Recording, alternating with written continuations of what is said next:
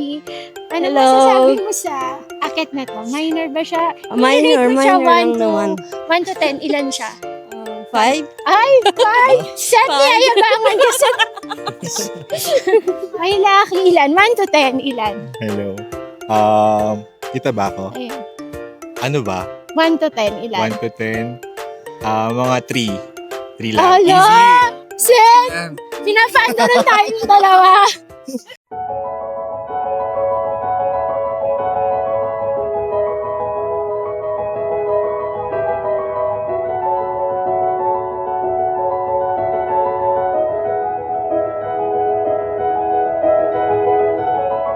Hi guys! We're back! So, right now, nandito ako sa may Greenfield kasi ito yung meet-up point ng climbing, mountaineering club namin, which is Alpas. So, ngayon yung anniversary climb and we decided na mag-chill climb na lang muna sa Mount Fato and Mount Kupapay. So, dito yung antayan namin. Actually, madami din ditong nag-aantayan eh. Parang most of the time, dito yung pick-up point ng mga aakyat. So nakakatuwa kasi 'di ba, lumalawak na yung mountaineering community. Wala pa sila, time check, it's around 9:30, almost 10. Ito palang Greenfield. Ngayon lang kasi ako dito nakabalik. 'Di ba, parang food park na yung likod. Tapos right now merong food truck fest. So madaming nakapark na mga food truck. Kung gusto niyo mag-try ng iba't ibang food, tas malapit lang kayo dito sa show, punta kayo dito sa Greenfield. So, ayun. Let's go! So,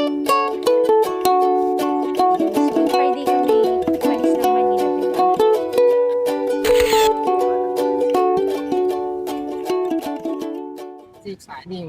Si ano ba? Si Tim. Hi guys! Hi guys! Sabi ba to? Nag-i-slow na sa labas.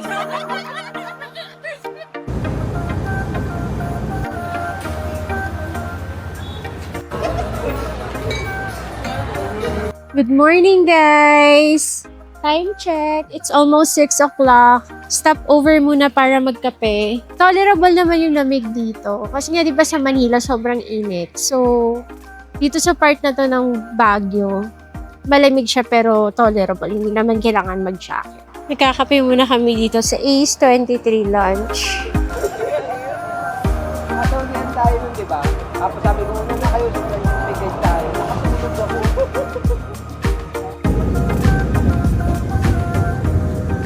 Hi guys! Time check. It's almost Makalahati. 10:30 na. Nandito tayo sa Bontoc Public Market and namamalengke lang kami ng konti para sa dinner mamaya. So, since malapit na mag-lunch, hindi na kami magluluto. Magbili na lang kami ng pack lunch. So, this is for tonight. Magluto kami ng sinigang na pork and mag-shrimp fin kami, buttered shrimp. Okay dito kasi kompleto. Tsaka mura lang din. Yung isang kilo ng shrimp is 600. Tapos, 2 kilos of pork is 690 lang. So, mura lang dito. Ang dami lang pero konti lang.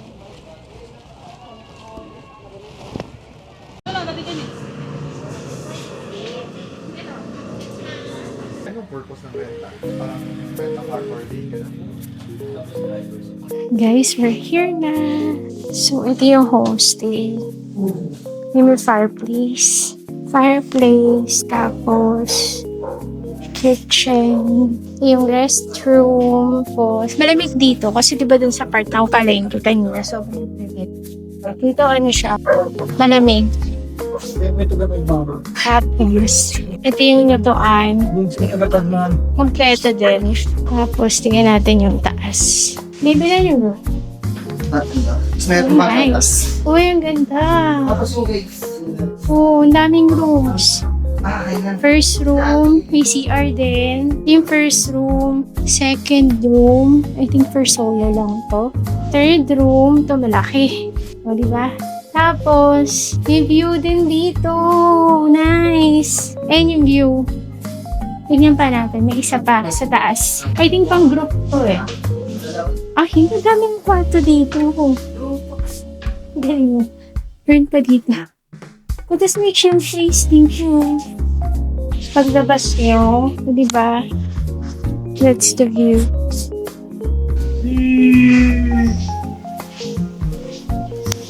Ayun. So, sobrang okay tong homestay na to. Maluwag, tsaka malinis. Chen's Homestay. So, ang gagawin natin pagdating here is aahon tayo ng 1 o'clock.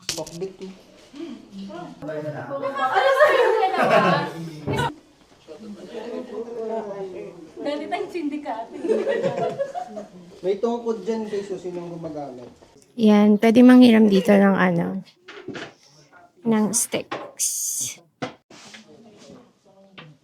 Mount Photo is bali 1 hour and 30 minutes. Diretso sang paakyat, paasol, huwag ka magpatagal. Oh! Sabi na isa Pala! Kala ko minor. May gusto ko yung tanongin pagka maya. Kasi So, bali ang makikitatanong pala natin doon is yung rice terraces at saka yung mga rock formations. Huwag po kayong mahiyang magtanong kasi kami ang nahihiya. Bali ako palang siya ang mag-sweeper at ako ang mag-lead. Okay po. Tara na. Okay, thank you. Let's go. Marami ba siya? Alright, tara na. Let's go. Mag-start na tayo. Time check, it's 1:10. So, since dalawang bundok nga yun, di ba, Mount Fato and Mount Kupapay, ito yung unahin natin. And then, yung isa is bukas. Alam ko minor lang to, pero sabi ni Kuya, puro pataas. Pataas daw. Tirik yung araw, pero hindi mainit. Pero nakaka-sunburn, ganun. So, kung akit kayo, maglagay na lang kayo ng sunscreen para sure. Tagal ko nang hindi umaakit. Tapos pataas pa. Ito yung start, yan o, yung may red door. Ang galing, improvised gate. Ay, shucks, ang taas agad.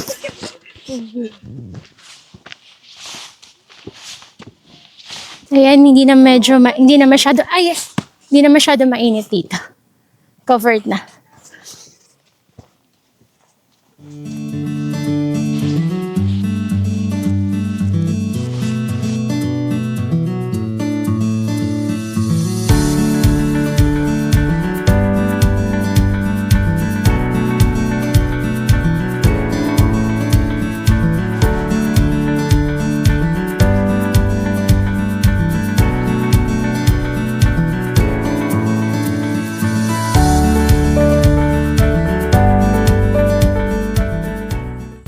Happy 70th anniversary, Alpha.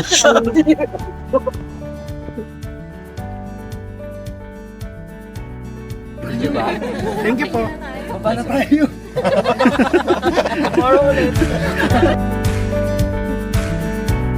Wala ka. Pwede na yun. Hi guys, nandito na tayo sa almost half ng trail. Hindi naman siya ganun ka taas, pero nakakapagod kasi puro pataas. Parang wala halos patag na part.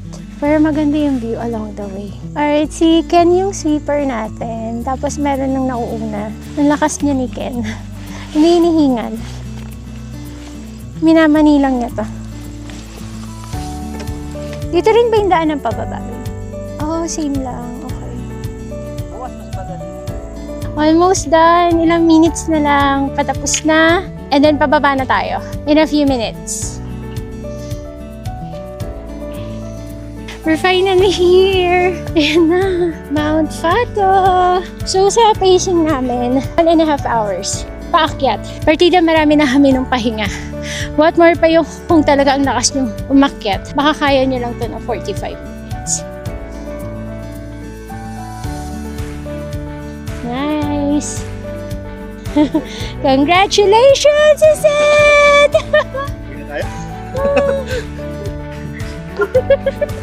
Mata lang. Sharitan. Oh, patungo. Masirat. Saya nyo nga!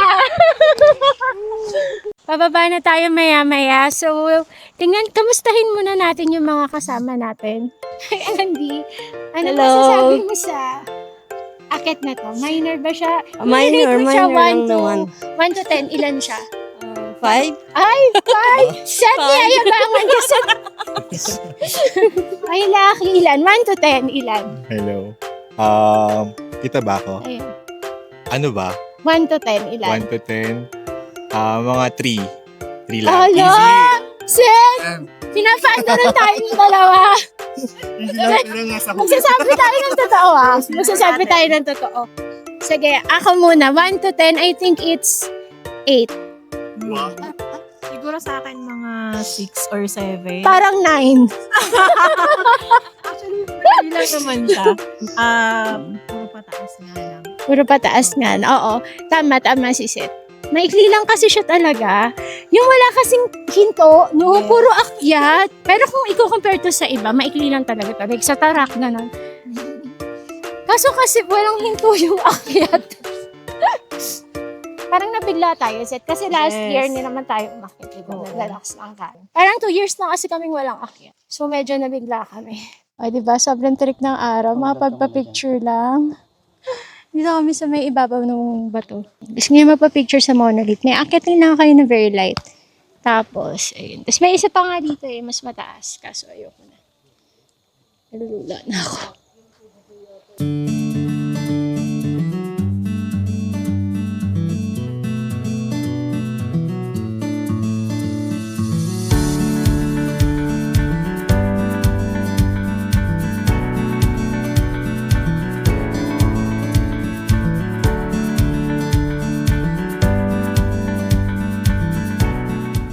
Okay. Nagko-concentrate ako. Medyo mahirap.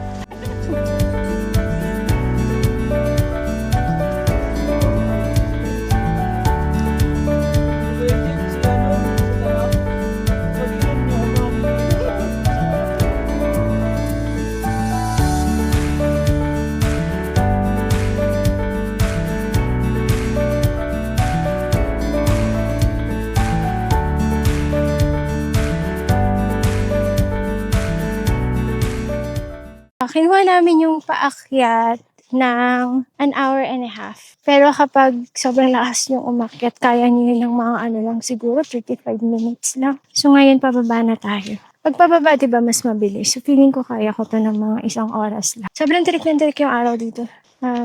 Siguro mga 4 o'clock na. Ayan. Yung sa likod yan yung part na nasunog. Yung daanan natin kanina. Diba may signage? Nag-photo off kami doon. May nalakad pa pala ng mga 5 to 10 minutes para dun sa monolith. Dun maganda mag-picture. Mas maganda rin dito kasi covered naman ng mga puno. Pero kasi syempre sobrang tirik ng araw kahit papano, masusunog kayo. Kaya na lang siguro kayo. Jacket, tsaka sunscreen. Para sure, tsaka don't forget yung tubig nyo kasi nakakauhaw talaga. Ayun. So let's go! So, pababa na tayo and sobrang lapit na natin sa baba. Apakadali lang. So, di ba sabi ko kanina, yung difficulty level is 8/10. Pero, kung i-add mo yung difficulty ng paakyat at ng pababa, tapos i-divide mo sa 2, I think 6 lang for me. 6 out of 10. So, parehas kami ni Andy. 6 out of 10 lang. Hindi pala siya 8 out of 10. So, pwede siya sa mga first-timers. Sa tingin mo, babe, pwede to sa first-timers? Pwede, yun. Mahirap lang talaga yung paakyat, pero pwede kayo magbagal kasi nga maikli lang naman. So, ayun. Same lang din yung trail, paakyat and pababa. So, let's go!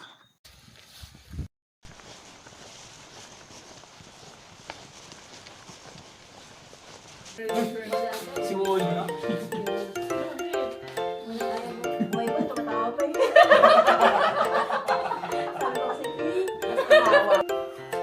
Hindi sa atin yan. Sa atin yan. 12 oras nating binyahe. Kaya sulitin mo.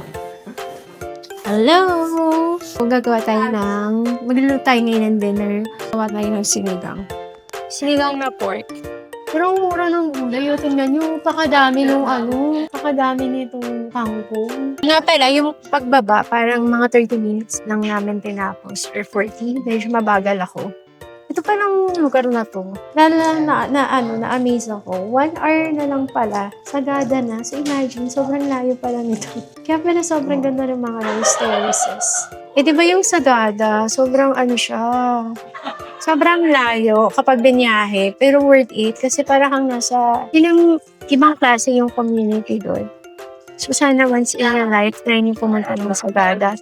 And ang layo ng ibiyahe, lalo na from Manila. So, parang na-lost track of time ako. Almost Sagada na pala itong pwesto na. So, maganda yung kitchen dito kasi kompleto. Naman ang paraan.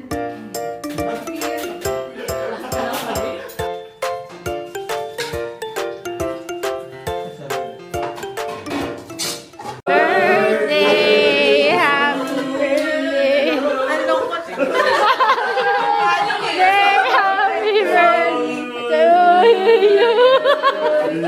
Happy birthday! Happy birthday to you! Happy birthday to you! Happy birthday! Happy birthday! Happy birthday to you! Wish! Teka lang, si Anyang gusto mag-do. Sabay rin niya ate.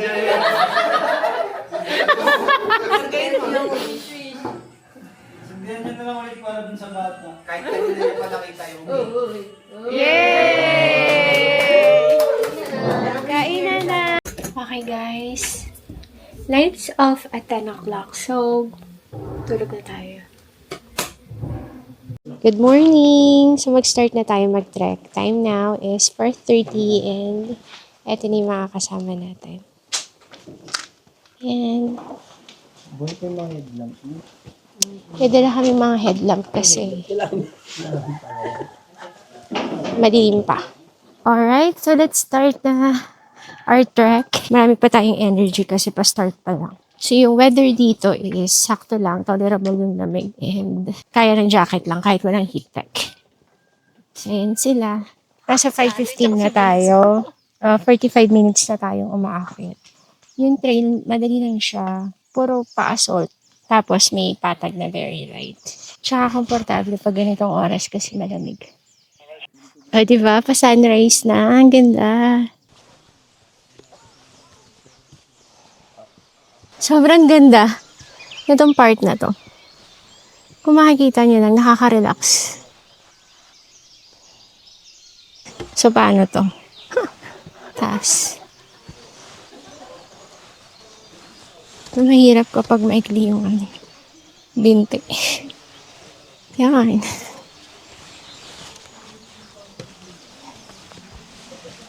uling ko lang.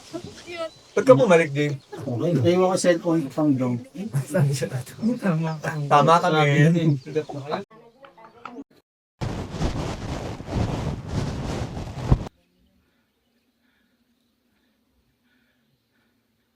Okay, so, maano na lang. 15 minutes na lang, nandun na tayo sa pinaka-tuktok. So, ito yung second assault.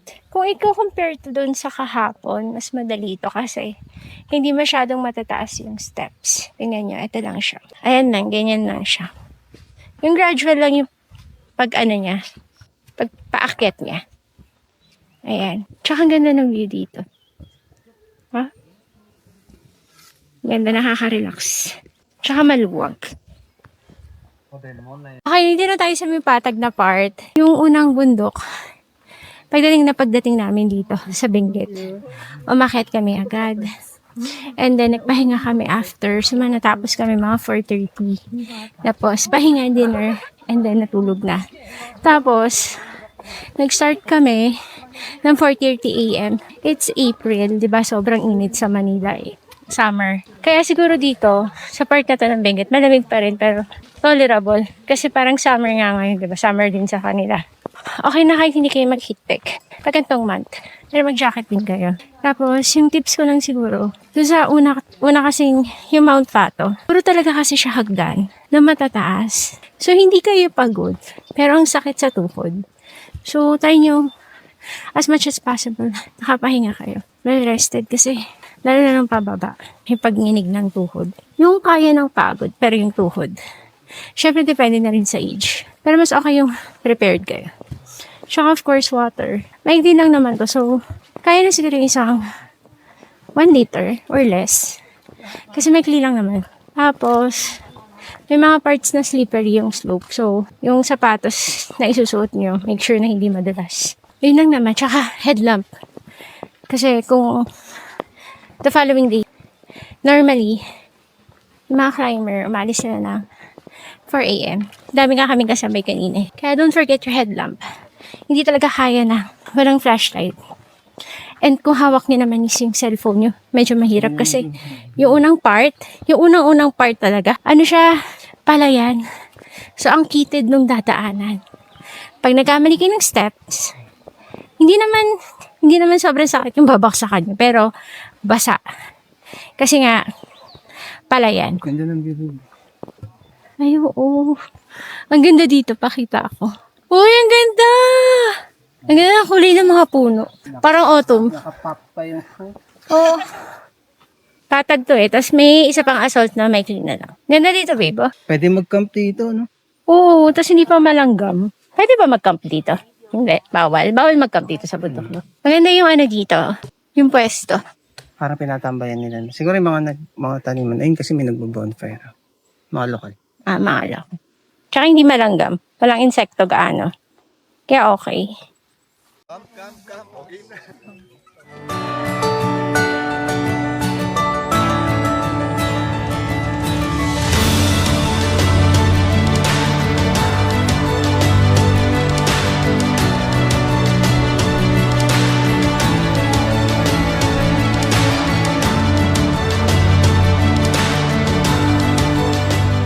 Ito na yung part ng last assault. Maikli nga lang. Tapos patag na dun sa taas. Ayan o. Ayan. Mga 5 minutes lang siguro.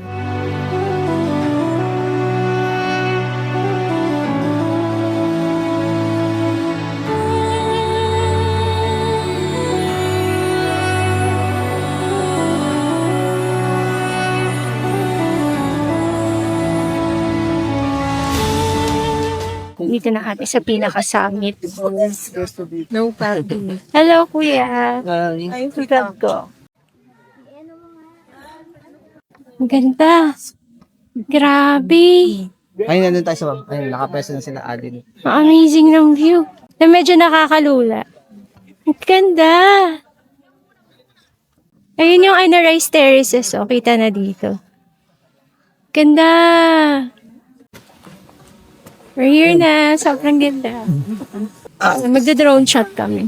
Para lang siya nakakalula pag nandun sa taas. Pero may part dito na pat. Kasama natin sila Hi, hello! Hi, vlog! Guys, anniversary ng Alpas, in-invite namin yung buong mountaineering community. 111th anniversary. 100. Mga important. Praise the Lord.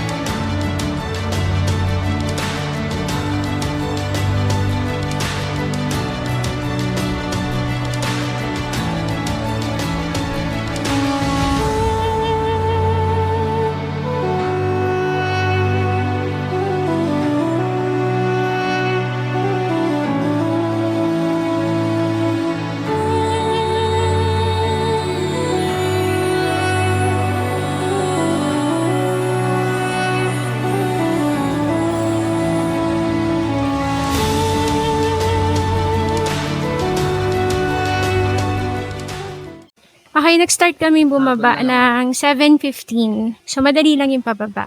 Yung iba dun sa taas, magta-traverse sila. So, after inuna nila to, Mount Kufafay, and then magma-Mount Pato sila. Sabi ni ate, yung isang guide, mas maganda daw idea yun kasi yung Mount Pato, puro hagdan talaga. Tapos ang tataas, kaya nakakaano ng tuhod, nakakanginig. So, kung ito yung unahin nyo paakyat, medyo madali. Tapos, pababa na lang kayo ng paso. Siguro 30 total of 6 hours.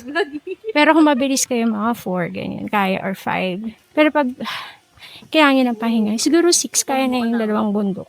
Ang ganda dun sa taas.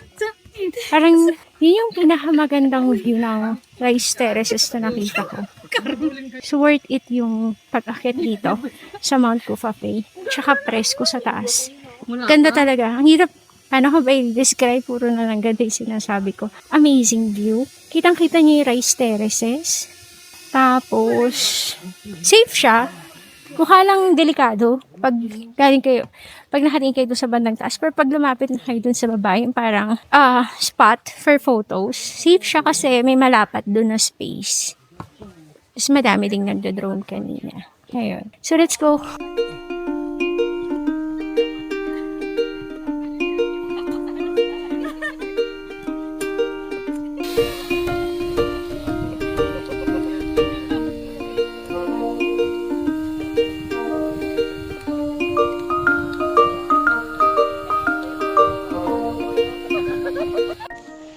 Ang ganda din ng view dito. Tingnan niyo. Oh, grabe. Kitang-kita, oh. Rice terraces.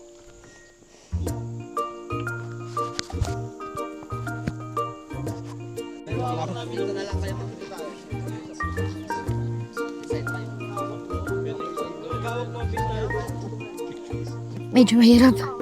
Madulas. Madulas. Pwede pa kayo mag-ano, guys. Yan yung ang hirap. Madulas.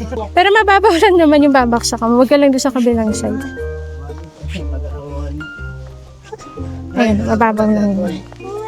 Huwag na lang dito sa side ba ito taas. Over 78. Ganda. Pero difficult level to. Yung pagtutulay ka sa ano. Sige. Pag tutulay ka dito, medyo mahirap. Okay. Sa rice terraces. Ayan, medyo tuyo na doon. Kasi ano talaga siya. Pang-isahan lang talaga yung nadaanan. Tapos malambot yung putik. So, dapat ibabalance yung paa.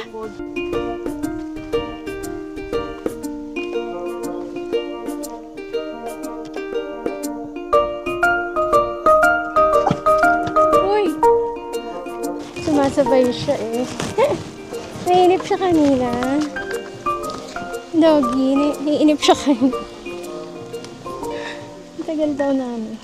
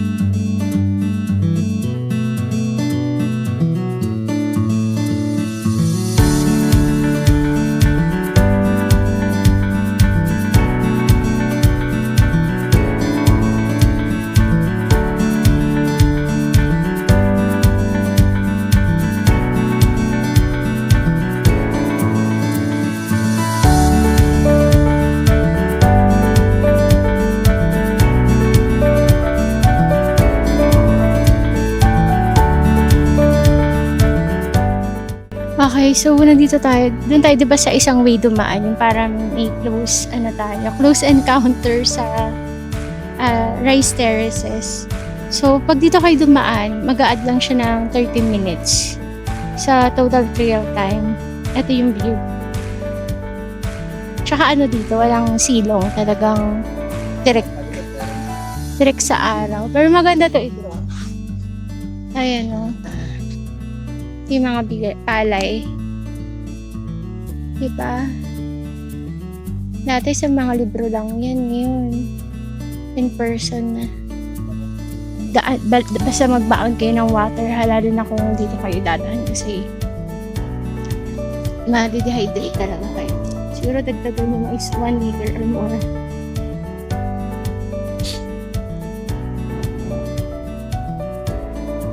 Doon pa yung lalakarin natin. Doon, oh. Finally! Tapos na! Nakarating na rin ako finally dito. So, magpapahinga muna ako bago ko maligo or mag-freshen up. So, siguro yung experience ko dun sa part ng may rice terraces. Sobrang putik, so slippery talaga. And then, walang silong talaga. Tapos may parts na hagdan-hagdan. So, parang hindi siya for beginner for me, yung part na yon. Kasi may option naman kayong dalawa. It's either bumaba kayo kung saan kayo umakyat, doon sa Mount Cofafey, or doon kayo sa kabilang side dadaan para may maganda kayong view ng terraces. Kasi ang ganda talaga, parang yun yung mga nasa libro ng sibika at kultura. Tsaka, yung mga poster nung 90s na pinapaproject sa mga batang 90s, ganun. Sa mga tita na kagaya ko na alam nyo na yun. Thank you, Kuya Joseph! Maraming salamat po. We're going home na! Yay! Ang galing! Natapos namin. Time check, it's around 12 p.m. sakto. 12 p.m. Mag-jeep ka ba? So, ayun. Mga ulit? 12 hours. May kasama ng mga stopover dun and kain-kain. Makarating siguro kami Manila mga 12 a.m. na. Ayun. Ito na yung vlog ko dito. Maraming salamat kung nanood kayo. Next time ulit. Bye-bye!